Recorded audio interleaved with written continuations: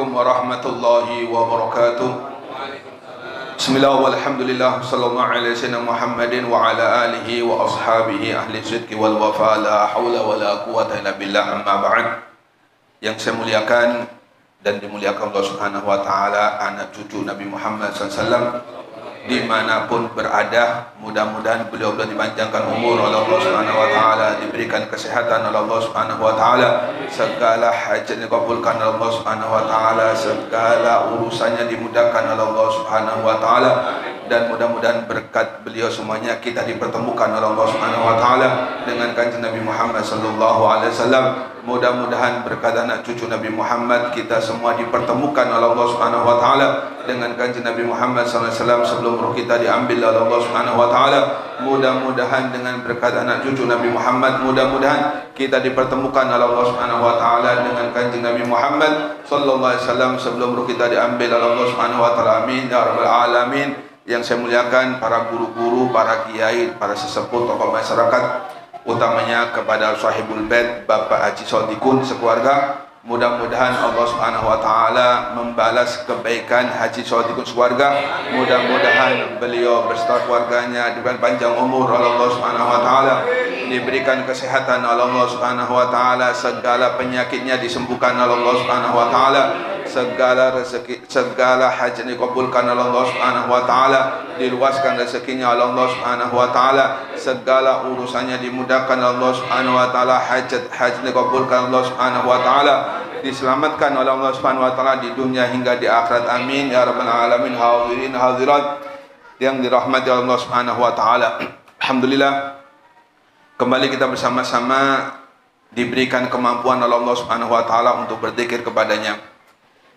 Kita lanjutkan pembahasan minggu yang kemarin, yaitu 2 minggu kemarin masih berhubungan dengan sifat-sifat daripada malaikat. Wa mutahharuna minasyahawatil hayawaniyah wa mubarrauna minal muyuli an-nafsiyah wa munazzahuna 'anil atham wal khataya. Qala Allah Ta'ala la ya'sunallaha ma amarahum wa yaf'aluna ma yu'marun ila akhiri ma qala radhiyallahu ta'ala anhu. Di antara sifat-sifat dari malaikat, mereka disucikan oleh Allah Subhanahu wa taala dari hawa nafsu. Makanya para malaikat tidak pernah berbuat maksiat kepada Allah Subhanahu wa taala. Kenapa? Karena memang enggak ada hawa nafsunya. La ya'sunallaha ma amarahum wa yaf'aluna ma yu'marun. Mereka para malaikat Allah Subhanahu wa taala tidak pernah berbuat maksiat kepada Allah Subhanahu wa taala. Dan seluruh yang diperintahkan oleh Allah Subhanahu wa taala mereka kerjakan. Berbeda dengan kita. Kita diberikan kendaraan oleh Allah. Satu kendaraannya malaikat, yaitu akal. Sedangkan satunya, yaitu kendaraannya binatang, yaitu hawa nafsu. Maka kalau malaikat Allah mereka selalu taat kepada Allah Subhanahu wa taala, maklum, karena tidak diberi kendaraan oleh Allah Subhanahu wa taala yang namanya hawa nafsu. Adapun manusia, kalau mereka berbuat keburukan, maklum, memang Allah Subhanahu wa taala berikan kepada manusia yaitu sifat daripada kendaraannya binatang, yang mana sifatnya selalu mengajak kepada keburukan. Maka seorang manusia apabila pengen lebih mulia dari malaikat, derajatnya lebih tinggi dari malaikat, maka manusia ini harus berusaha untuk bisa menundukkan hawa nafsunya. Manusia harus berusaha untuk mengalahkan hawa nafsunya dengan mengerjakan semua apa yang diperintah oleh Allah Subhanahu wa taala, serta menjauhi semua apa yang dilarang oleh Allah Subhanahu wa taala. Sebaliknya, Manusia bisa lebih tinggi derajatnya dari malaikat, dan manusia pun bisa derajatnya lebih rendah daripada binatang. Maka orang yang tidak mampu untuk menundukkan hawa nafsunya, orang yang tidak mampu untuk mengalahkan hawa nafsunya dengan mengerjakan semua perintah-perintah Nabi Muhammad dan menjauhi semua larangan Nabi Muhammad, kata Nabi, iman orang tersebut tidak sempurna di sisi Allah Subhanahu wa taala. Nabi mengatakan, la yu'minu ahadukum hatta hawahu tab'an lima ji'tu bi.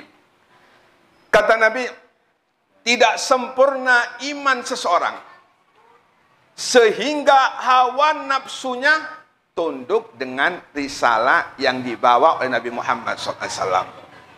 Sebagaimana kita ketahui, risalah Nabi Muhammad dengan hawa nafsu kita ini bertentangan. Kalau risalah Nabi Muhammad mengajak kita untuk taat, kalau risalah Nabi Muhammad mengajak kita untuk mendekatkan diri kita kepada Allah, sedangkan hawa nafsu kita, yaitu mengajak diri kita untuk maksiat kepada Allah. Hawa nafsu kita mengajak kita untuk menjauh dari Allah Subhanahu wa taala. Sebab itulah kata Nabi, ada aduwika nafsuka allati baina janbek. Musuh besarmu adalah hawa nafsumu sendiri yang berada di antara kedua tulang igamu.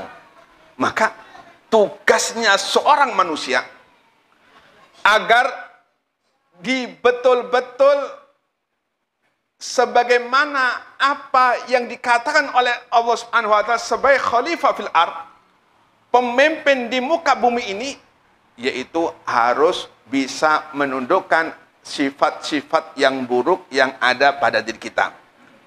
Dikatakan oleh Imam Ghazali dalam kitab Al-Arba'in, Imam Ghazali mengatakan, i'lam annal qalba murakkabun min sifatil bahimiyah wasyaitaniyah wassubu'iyah warububiyah. Kata Imam Ghazali, ketahuilah hati manusia, hakikatnya kita cuma satu, yaitu hati ini.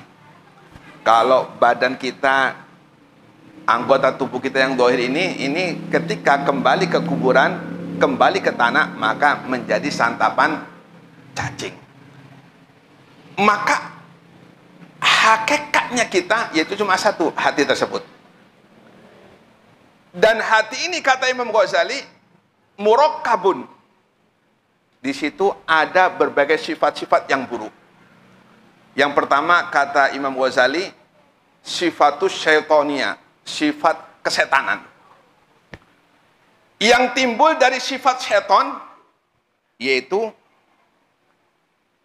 menipu. Suka menipu. Ini kerjanya setan.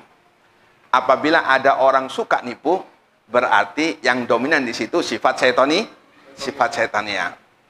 Suka nipu ke sana kemari, nipu. Berarti dia dikalahkan oleh sifat syaitannya, sifat kesetanan. Maka ketika Allah Subhanahu wa taala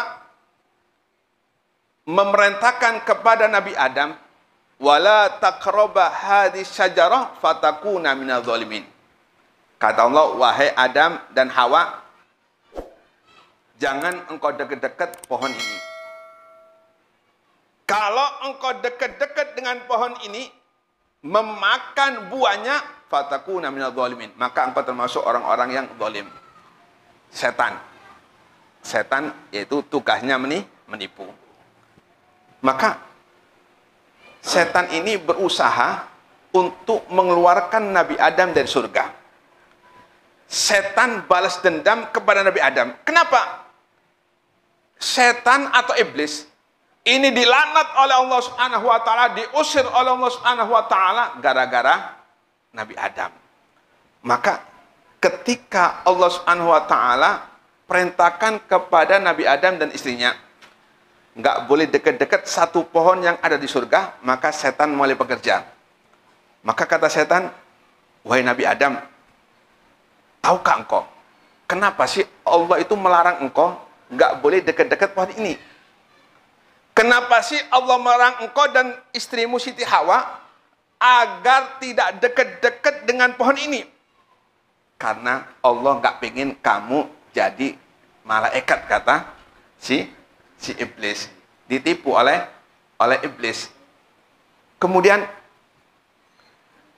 di samping iblis ini menipu Nabi Adam dengan tipu dayanya luar biasa, iblis juga bersumpah atas nama Allah Subhanahu wa taala. Inilah yang membuat Nabi Adam terkecoh dengan sumpahnya iblis. Ya, iblis itu suka bersumpah, namun sumpahnya itu untuk diingkari. Orang yang berani-berani sumpah, namun dia mengingkari sumpahnya, berarti sama dengan iblis. Sumpah di atas Quran, saya berjanji agar memegang amanat yang telah diamanatkan oleh ini. Habis itu habis uangnya rakyat. Nah, ini sama saja dengan setan. Ya. Maka di samping setan membujuk Nabi Adam dengan berbagai pujukan, setan bersumpah, wa qasamahuma inni lakuma lamnan nasihin. Wahai Adam, aku bersumpah demi Allah, sesungguhnya aku ini termasuk orang-orang yang memberi nasihat kepada engkau. Allah melarang, kok iblis memberi nasihat kepada Nabi Adam? Ini kan sesuatu yang bertentangan. Cuma karena memang takdirnya Allah Subhanahu wa taala, Nabi Adam ini memang diperuntukkan untuk di dunia, maka dengan sebab iblis ini, tipu daya iblis, maka Nabi Adam ini karena ada sifat yang buruk, sifat tamaknya, maka Adam beserta istrinya mendekati buah khuldi, buah yang dilarang oleh Allah Subhanahu wa taala. Maka janji Allah Subhanahu wa taala ketika Nabi Adam dan Siti Hawa mendekati pohon yang dilarang oleh Allah Subhanahu wa taala dan dia memakan buah yang dilarang oleh Allah Subhanahu wa taala, disingkirkan oleh Allah Subhanahu wa taala, diusir oleh Allah Subhanahu wa taala dari surga menuju dunia. Inilah sifat yang ada pada diri kita, yaitu sifat setonia. Suka menipu, suka bersumpah, namun sumpahnya palsu. Nah, ini yang ada pada sifat hati kita. Sedangkan yang kedua, yaitu sifat bahimia, sifat kehewanan. Yang mana timbul dari sifat kehewanan, diantaranya rakus, jahat, dan nafsu. Insya Allah kita akan bahas minggu akan datang.